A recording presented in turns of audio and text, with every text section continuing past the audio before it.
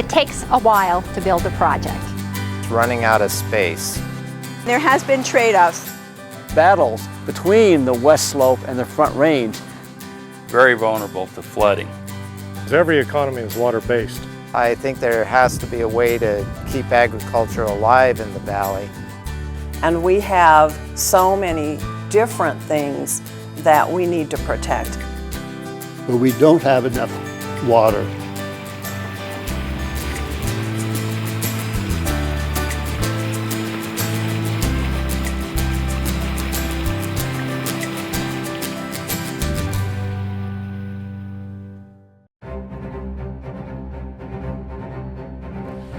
The words Frying Pan, Arkansas must of necessity be a name which is taken on faith. But when they come here to this state and see how vitally important it is, not just to this state, but to the West, to the United States, then they realize how important it is that all the people of the country support this project which belongs to all the people of the country. The water was here in 1902 when the Bureau of Reclamation was established. It was here in 1932 when the Lower Arkansas Valley began searching for a solution to the unreliable water supply. President Kennedy signed that solution into law in 1962, and the Frying Pan, Arkansas project is with us today, carrying us through 50 years of golden benefits. As a Coloradan and as your Attorney General, U.S. Senator, now as Cabinet Secretary, I've had the honor to work with the Fry-Ark project on a number of issues over many years. It was a major infrastructure investment project and a natural commitment to create economic vitality and jobs in an otherwise arid region of the West. The history of Colorado's Arkansas River Basin is long. Native Americans, Texas, France, Mexico, they've all claimed it in the past. Flooding often in the spring and early summer, and going nearly dry in midsummer and early fall, the river has defined both itself and the region it inhabits. And it wasn't the Dust Bowl, it was the Dirt Bowl. I can still remember those dust storms coming in. I was in school then, and I remember one of them in particular. There was a cloud of tannish brown dirt coming toward us. It was probably 20 miles away. It went from horizon to horizon and was moving toward us.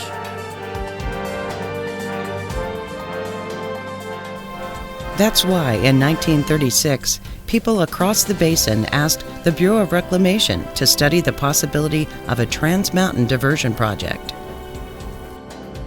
They weren't sure what that was, but they knew that all the water was on the west slope, and they wanted to get some of that. Vegetable producers have to have a stable water supply. So they look at the supply of water is going to be available, and they in turn will decide what kind of crops they're going to raise.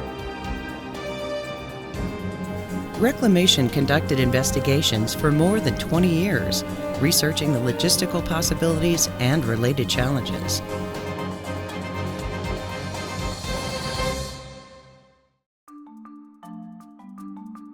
Well, there was a representative on the Water Committee in the Congress from the Western Slope. Oh, yes. Yes. And he had a little different viewpoint about taking water from the Western Slope. When you diverted water out of the basin of origin, out of the basin of the Colorado River system, that it had impacts.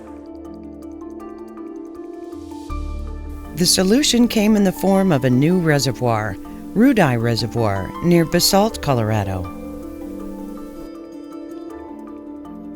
A Rudai Reservoir on the Frying Pan River provides replacement storage, provides storage for use in western Colorado as our needs grow.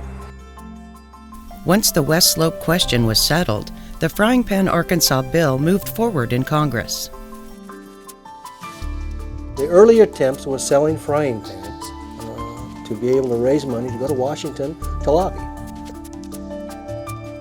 I can remember as a kid, everybody from Leadville, Salida, Canyon City, Pueblo, Manzanola, Rocky Ford, Swing, all the towns, everybody had little frying pans. I remember.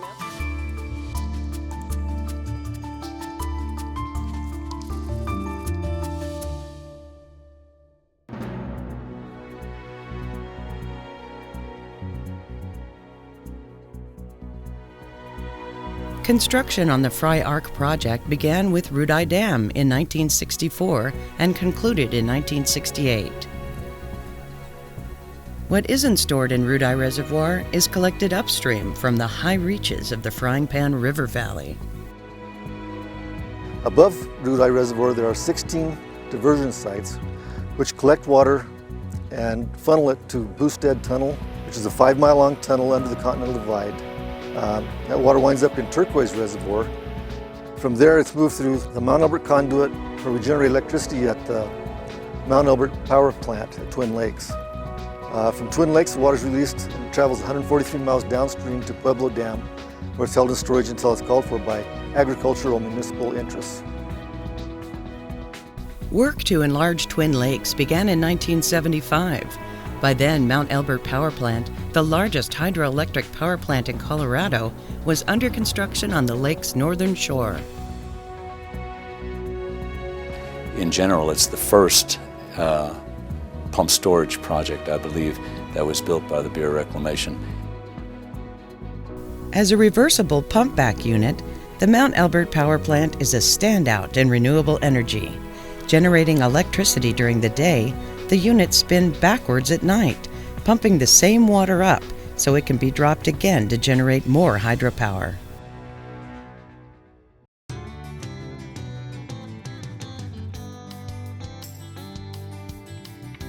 Today, the Fry-Ark project provides water to 9 Colorado counties and serves over 200,000 irrigated acres. In the valley, especially southeast Colorado, if we didn't have the project, we would not have the crops that we raise today. Fry-Ark project helps on the shoulder seasons in 2 ways, and the shoulder seasons are the spring and fall. In the spring of the year, the winter water storage program really helps, where water is stored from November 15th to March 15th. It's cold in the Arkansas Valley in the winter, and used to, before we had the project, we had to irrigate, fight the ice jams in the canal system, and you were putting water on ground that didn't have a living crop on it. In Benton County, we get our Fry-Ark water in 2 different ways. The agriculture entities get it delivered through the Arkansas River. The irrigators take their water at their diversion points for use on their crops, such as corn, alfalfa, cantaloupe, onions, a whole variety of crops, predominantly corn and alfalfa. The project also provides water to 650,000 people. It's a vital resource to us as a municipality because we get the right to carry our water over. So in those wetter years, we can store or save. It's like an insurance policy. If the Fry-Ark project was not built or not here, Colorado Springs Utilities, other entities within Fountain Valley Authority would have to look for other supplies of water. Most likely within the Arkansas, that would be some form of agricultural water that we would acquire and convey to Colorado Springs. The municipalities downstream of Pueblo take their water primarily through an augmentation plant. We are unable to take delivery of Fry-Ark water through a pipeline, as we do not have that ability yet. The Mount Albert Power Plant generates enough power to provide 35,000 American homes with electricity for a year. What we're seeing is a constantly changing dynamic, and that is, whereas Fry-Ark was envisioned to meet certain amounts of load during the day and for pumping back at night, what we're seeing now is some real value in its moment-to-moment capability of what we call regulating on a second-by-second basis. The system constantly stays in balance, and that's the real value we've seen over the last 10, 15 years as that Mount Albert has this unique capability of being able to follow this load on a very close basis and keep things in balance. So it's become a very valuable unit. Like many reclamation projects across the West, the Fry-Ark serves multiple purposes, such as recreation and fish and wildlife conservation. These were also considered in the project's authorization. One of the greatest benefits of the Fry-Ark project is the economic value of the recreation. The Arkansas River is the most popular whitewater rafting river in the world. Last year, in a Division of Wildlife national survey, was ranked the #1 moving water fishery in Colorado. That wouldn't have happened without the Fry-Ark project and the kind of collaboration and communication we've developed over the years.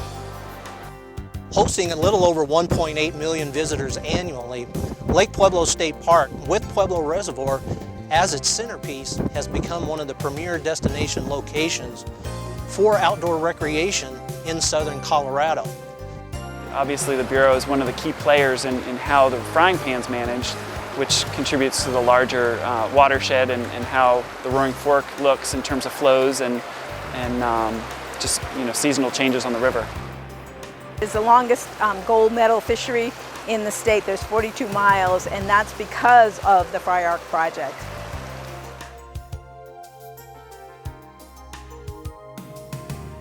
What I think is really important for people to know about the Upper Colorado River Endangered Fish Recovery Program is that it was formed in 1988. It's a cooperative partnership, and it's working to recover 4 species of endangered Colorado River fish. Those are the bony tail, humpback chub, razorback sucker, and Colorado pike minnow. And so this recovery program provides the Endangered Species Act compliance for all these water projects. That's right, Angela. Root-Eye Reservoir was very important as it was the first pool for fish water in this reach of the Upper Colorado River.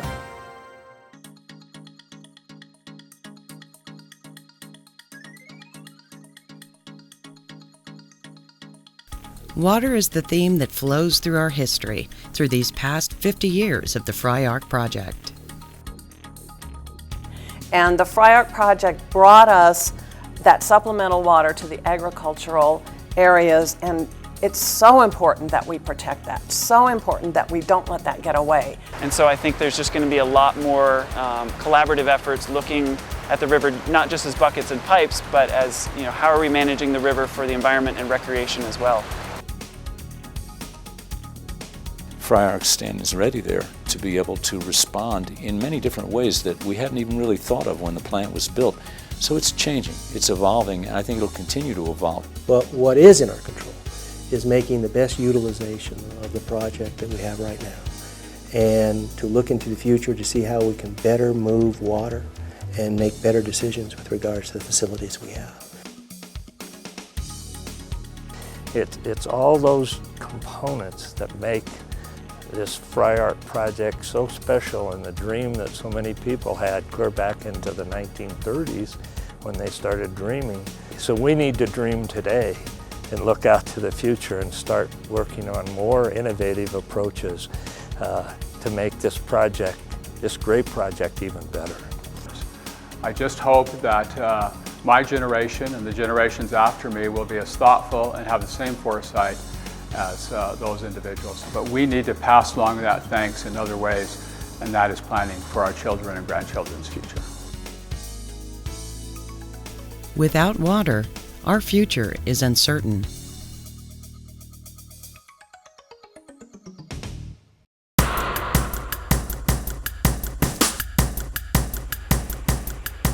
What we do with the water, how we use it, how we conserve it, defines us, as it has for generations. I hope that those of us who hold positions of public responsibility in 1962 are as far-seeing about the needs of this country in 1982 and 1992 as those men and women were 30 years ago who began to make this project possible.